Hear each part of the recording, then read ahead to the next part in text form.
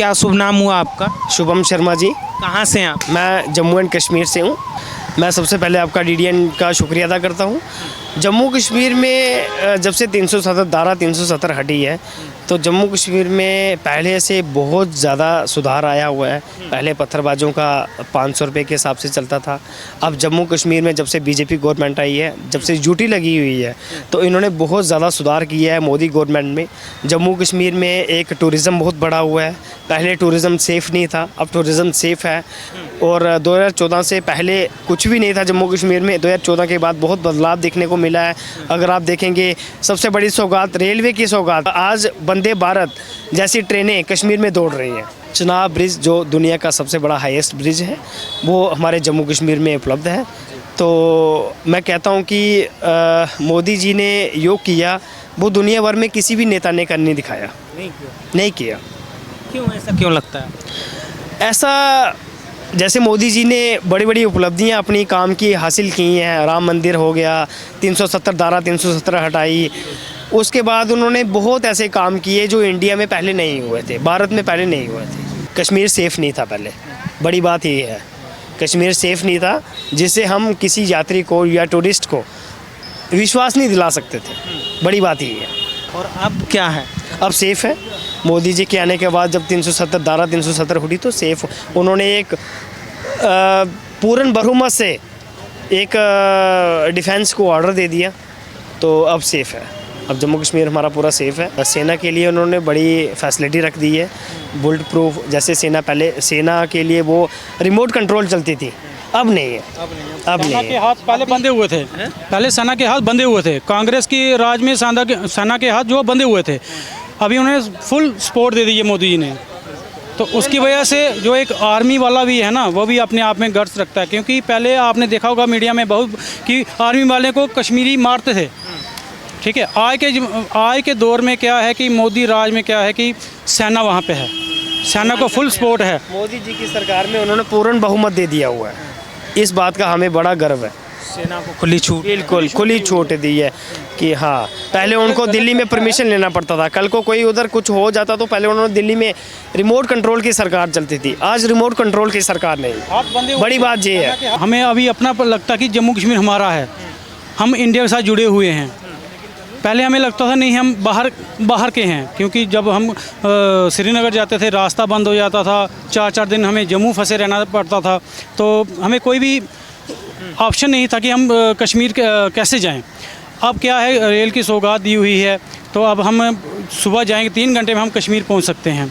तो ये सभी मोदी जी की ही देन है। तो 12 साल में बहुत कुछ बदला है उन्होंने। चिनाब ब्रिज दिया है हमें, और भी बहुत कुछ सौगातें दी हैं। अभी 6 लाइन बन रहा है, हाईवे बन रहा है हमारा, कटरा से सीधा अमृतसर और दिल्ली 6 घंटे में आप दिल्ली पहुंच सकते हो। ये मोदी के कार्यकाल में ही हमें संभव हुआ है। पहले हमें ऐसा कुछ नहीं था। हमें डर लगता था जम्मू में रहने का कि हम पता नहीं कब हम जम्मू से निकल जाएंगे, बाहर जाने का मन करता था। लेकिन अभी हमें जम्मू में रहने का मन करता है कि नहीं, हमें जम्मू में, अब जम्मू कश्मीर सबसे अच्छा लगता है। कि आए कटरा, जहाँ पे 10 लाख यात्रा या 15 लाख यात्रा साल की आती थी, आए 1 करोड़ यात्रा कटरा में आती है। किसकी वजह से आती है? मोदी जी की वजह से। इसलिए कि उनके कार्यकाल में बहुत काम हुआ है, बहुत परिवर्तन हुआ है। और सबसे अच्छे, मैं काम की बात करूँ तो सबसे अच्छा काम मोदी जी का कौन सा लगा आपको? राम मंदिर का। जैसे हमारे हिंदू धर्म में एक बड़ी बड़ी आस्था है कि राम मंदिर का उन्होंने बहुत बड़ा फैसला किया। 370 थी, एक विधान, एक निशान, एक संविधान। उन्होंने जो सबसे बड़ा, ये श्यामा प्रसाद मुखर्जी जो नारा लेके निकले थे, तो उनका ये बहुत बड़ी उपलब्धि है कि जो उन्होंने एक देश के साथ एक विधान किया। मोदी जी ने ऐसे काम कर दिखाए जो पूरी दुनिया के, विश्व के प्रधानमंत्री ने काम नहीं किए, जो मोदी जी ने किए। अच्छा जी, उनके 12 साल बेमिसाल हैं। हम देखते हैं, उनकी कार्यशैली लगते हैं, तो मैं यही कहूँगा कि मोदी जैसे उनको काफ़ी लंबी ऊपर वाला उम्र दे और काफ़ी प्रयास रहें। तो बस इतना ही है कि चलो, उनके जैसा प्रधानमंत्री इस देश में नहीं है, तो आने वाले टाइम में भी अच्छा रहे। बिल्कुल, आने वाला टाइम भी अच्छा रहे। बिल्कुल। सबसे बड़ी उपलब्धि यही है 370 और राम मंदिर। अयोध्या का राम मंदिर, जो कभी आज तक कोई सरकार नहीं तोड़ पाई, उन्होंने करके दिखाया कि राम मंदिर भी उनके नेतृत्व में राम मंदिर भी बन गया और 370 भी टूट गई। हमें कश्मीरी पंडित जितनी तकलीफ हमने सही है ना, उतनी किसी भी ये क्षेत्र में जितने लोग हैं ना जो आज सूट बूट में इधर उधर घूमते हैं, किसी ने नहीं इतनी त्रासदी भोगी जो हमने भोगी है। आज भी हमारी अरबों खरबों की प्रॉपर्टी पड़ी है, पर हम उसमें एक इंच का टुकड़ा नहीं ले सकते। जबकि हमारे खेतों में केसर पैदा होती थी, केसर का क्या रेट है आपको ये बात मालूम है। तो ये हम चाहते हैं कि मोदी जी भी जो अभी हमारा कुछ हिस्सा जो 370 हटाया है, पर अभी पीओ के हमारा कब्जे में नहीं है। जब तक पीओ के कब्जे में नहीं आएगा, जब तक हम कश्मीर को पूर्ण रूप से ले ही नहीं सकते। तो हमारा कश्मीरियों का दर्द जो आज भी देखा जाए, जो पढ़े लिखे नहीं थे आज भी कैंपों में पड़े हुए हैं, इसी दिल्ली शहर के अंदर, जम्मू के अंदर, ठीक है ना। हम लोग तो चलो ठीक है पढ़ाई लिखाई करके आगे निकल गए, पर जो लोग बेचारे पढ़े लिखे हैं वो आज भी कैंपों में पढ़ रहे हैं। तो हमारे ये निवेदन है कि पहले के जो ये मुद्दा है ये बड़े पैमाने में उठा के वो पीओ को अपने कब्जे में लेना चाहिए। भरोसा है मोदी सरकार? 100% यदि मोदी हैं तो मुमकिन है। वो बाकी तो आप छोड़ दो। लेकिन राहुल गांधी तो कहते हैं कि सबसे कमजोर प्रधानमंत्री हैं अब तक के। यह सबसे यदि देखा जाए तो कांग्रेस पार्टी सबसे भ्रष्ट पार्टी है, जितने देश का सत्यानाश करने में, जो चाहे वो जवाहरलाल नेहरू हो, चाहे वो इंदिरा गांधी हो, चाहे वो जो मनमोहन सिंह हो, वो जितने भी बने वो उन्होंने देश को डुबाने का काम किया, उन्होंने देश को सुधारने का काम नहीं किया। कौन सा काम आपको अच्छा लगा बेहतर, सबसे बेहतर? मोदी जी का एक आइटम हो तो बताओ। 370 उन्होंने ख़त्म करी, घर घर गैस पहुंचा दी, घर घर शौचालय पहुंचा दिए। देखा जाए तो गाँव में तो रोड का देखिए आप डेवलपमेंट, पहले गड्ढे वाली रोडें हुआ करती थी, आज जितनी भी हाईवे देखो आप, आज आप दिल्ली से लेकर मुंबई तक जाइए आपको मालूम पड़ जाएगा। क्योंकि मोदी जी के आगे पीछे कोई नहीं है। मैं मोदी जी का पर्सनली घर देख के आया हूँ। 8 बाई 10 का कमरा है उनकी माँ का, 4 कुर्सियाँ प्लास्टिक की डली हुई हैं और एक तकड़ डला उनकी माता जी का, जहाँ वो पूजा पाठ करती थी। मैं उनके घर पर्सनली देखने गया था सिर्फ, और मैं खुद गया हूँ वहाँ पर, समझे ना। तो कहने का मतलब है जिन आदमी को आगे पीछे की कोई चिंता नहीं, जब उसने भाई के लड़की को नौकरी के लिए उसने मना कर दिया कि तुम अपनी काबिलियत पे आगे बढ़ो, ये सब जितनी बेटियां देश की सब मेरी बेटियां हैं, मैं किस किस की रिकमेंड लगाऊंगा, तो वो उसमें का आदमी है। एक वो योगी बाबा हमारे, उनको भी कोई घरबार नहीं है, लुंगीधारी जैसे मोदी जी कहा करते ना, मेरा क्या है, मैं तो फकीर आदमी हूँ, झोला उठाऊंगा चल दूंगा मैं तो वो बिल्कुल सत्यता है इसमें। उनके आगे पीछे कोई रोने वाला नहीं है, ना कोई तकलीफ होगी। और न योगी जी की, जो यूपी में आज योगी जी ने खेल कर रखा है, जो उनका मॉडल आज पूरे देश में आप देख लो प्रचार प्रसार हो रहा है। कहाँ नहीं चल रहे बुलडोजर, अब क्यों चल रहे बुलडोजर, पहले क्यों नहीं चलते थे बुलडोजर। हमारा कहने का मतलब ये, तो आपकी सोच, यदि ये देश जिस देश में आप रहते हो उस देश का नमक खाते हो, उसमें वफादारी होना चाहिए, हमारा सिर्फ इतना कहना है। तो मतलब ये जो दो नेता हैं, आपने बात करी योगी और मोदी की बात करी, तो ये देश के प्रति अपना वो कर्तव्य आप उन्होंने वो समर्पित है। जैसे हमारे किसी ज़माने में जो हमारे शहीद हुए हैं जितने भी लोग, चाहे भगत सिंह हो लो, चाहे चंद्रशेखर आज़ाद हो लें, चाहे सुभाष चंद्र बोस, जो हमारे जितने भी पुराने जो शहीद हुए हैं, ये उन्हीं की श्रेणी में आते हैं कि ये आज देश के प्रति सोच रहे हैं, किसी ने देश के प्रति नहीं सोचा। विपक्ष कहता है कि मोदी जी विदेश में घूमने जाते हैं। देश आ रहा है वो विदेशों से, बड़े अभी वहाँ जापान गए, वहाँ से इतना बड़ा निवेश लेके आ रहे हैं, तो क्या कोई फोकटी में कर रहा है क्या निवेश, ये बताओ। विदेश में घूमने जा रहे हैं। नहीं क्या ये लेके आए क्या राहुल, जिसको चड्डी, जिसको पजामा पहनने का तमीज नहीं, बोलने का तमीज नहीं, इस आदमी को, राहुल गांधी को, जो अपने एक बुजुर्ग, देखिए मैं भी एक बुजुर्ग आदमी हूँ, यदि मेरा बेटा मुझसे तू तड़ाक करेगा मैं बर्दाश्त कर पाऊंगा, पर वो आदमी की महानता देखो कि वो फिर भी बर्दाश्त कर रहा है। ये राहुल गांधी की भाषा है ये बात है, पर ये है कि वो बेचारा बोलता नहीं है। तो ऐसा है, सबका वक्त आता है। ये तो जिंदगी में, कांग्रेस तो जिंदगी में नहीं आएगी, सुन कभी। और वो तो कह रहे हैं कि वापसी करेगी कांग्रेस, देश की जनता परेशान है। आप पत्रकार के माध्यम से आज की तारीख में बोल रहा हूँ, कांग्रेस कभी पूरे लाइफ नहीं आएगी। राहुल गांधी कहते हैं देश को कांग्रेस ही चलाना जानती है, वही अच्छे से आगे लेके जाएगी। राहुल गांधी को राजनीति का ABCD पता है, पढ़े लिखे हैं, कहाँ का पढ़ते हैं, वो विदेशों में पढ़ के आए। विदेश, तुम तो विदेश में पढ़े हो ना, जब इंडिया के बारे में क्या जान दो। अभी बुरा नहीं मानना, आप राहुल गांधी से 10 सवाल पूछ लेना कि जो हमारे कुछ क्रांतिकारी जो शहीद हुए हैं देश पे, उनके सिर्फ नाम पूछ लेना आप उनसे। यदि वो मान जाएंगे तो मैं यहीं कहीं हाथ से लिख के दे रहा हूँ, मैं आपकी गुलामी करूँगा। फिर 3 प्रधानमंत्री रहे उनके परिवार से, किनके? राहुल गांधी के। अरे मालूम है सबको किस तरह प्रधानमंत्री रहे। नेहरू कौन था? नेहरू कोई कौम होती है क्या? कहाँ से आ गए नेहरू, बताओ? अरे नेहरू थे, ये अपने आप को कश्मीरी मानते, कश्मीरी थे?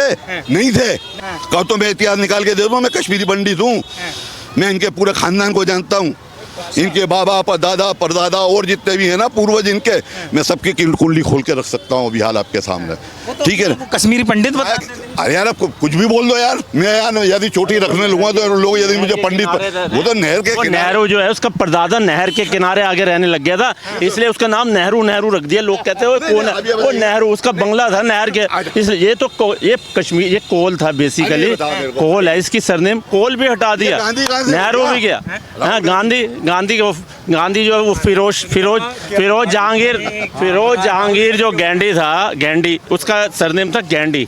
उसने उसको बोला भैया तू गैंडी अगर रखेगा ना तू, तेरे को पॉलिटिक्स में नहीं आ सकता, तू गांधी रख दे। उसने अपना गांधी रख लिया नाम, और फिर वहाँ से वहाँ बोला उसने जो नेहरू जी के आप बोलते हैं ना हमारे जो ये बापू बोलते हैं ना जिनको, ये सारी गलती उन बापू की है, ये बापू की वजह से सब लफड़ा हुआ है। उस समय बेईमानी की थी, सरदार पटेल जी के लिए प्रधानमंत्री बनना था और सरदार पटेल जी ही उस पद के दावेदार थे। नेहरू जी ने उस समय वोट ना एक वोट मिल के और 32 उसे मिले, 13 उनको मिले थे, एक नेहरू जी को मिला, लेकिन प्रधानमंत्री नेहरू जी बने थे। ये बेईमानी तो स्टार्टिंग वहीं से हुई। अब कहा आपने राहुल गांधी का, तो राहुल गांधी का हम आपको बता दें, चांदी के चमचे में जो लेके आए हैं ना, उनको क्या पता किसान का खेत में क्या दर्द है, क्या मेहनत है, ये उनको पता नहीं है।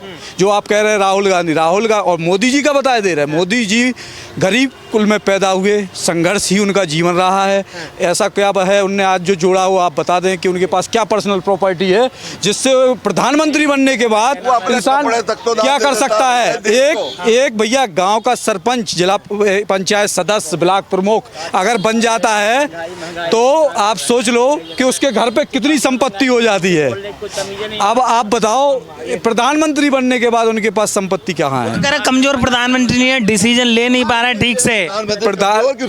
प्रधानमंत्री इसलिए कि उनकी विपक्ष का कहना इसलिए कमजोर है क्योंकि जो मजबूत होता है तो उसी को तो कमजोर कहेंगे। मोदी जी के शासन में आप देख लीजिए, जब से क्या कोई यहाँ जानता था करेंसी, फोन पे वगैरह यूज करके जानते थे? कोई सोशल मीडिया का इतना वो था? आज आप हम आपसे बात कर रहे हैं, हम आप तक बात माध्यम से वहाँ तक बात भेज रहे हैं, तो किस माध्यम से भेज रहे हैं? तो 300 रुपए का डेटा था GB, 2014 से पहले 300 रुपए का डाटा मिलता था 1 GB का, आज 10 रुपए से भी कम है। और मेरे को ये बताओ, मोदी से पहले किसी ने 370 धारा हटाने की कोशिश करी? किसी ने 3 तलाक हटाने की हिम्मत करी? किसी ने बालाकोट स्ट्राइक करा? किसी ने सर्जिकल स्ट्राइक करा? ऐसा किसी ने, भाई साहब, किसी ने ऑपरेशन सिंदूर जैसा किसी ने करा? किसी ने भी नहीं करा।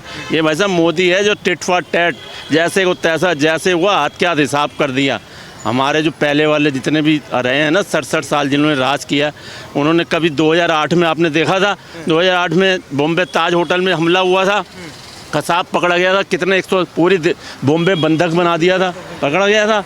तो उसमें क्या किया उन्होंने? कभी किया? वो 2008 में जब वो अमेरिका के दबाव में चिदम्बरम ने खुद कहा कि मैं बदला लेना चाहता था, वो होम मिनिस्टर था, कहता मुझे बदला लेने नहीं दिया। शिवराज पाटिल था उस टाइम होम मिनिस्टर, उसको उठा के फिर चिदम्बरम को ले आया। चिदम्बरम कहता हूँ वहाँ से विदेश मंत्री आई कोस्टा राइस, वो कहती है मेरे पर दबाव डाला गया कांग्रेस वाले जो मेरे हाई कमांड ने था और मैंने बदला नहीं लिया। यही मतलब वजह है कि मैं बदला नहीं लिया। मतलब ये तो इनकी सोच है इनकी। और मेरा आपके माध्यम से RBI को निर्देश देना है आपको कि जो RBI जितने भी बैंक हैं, जितने भी मैसेज आते हैं सब अंग्रेजी में आते हैं, हिंदुस्तान में एक भी मैसेज नहीं आता।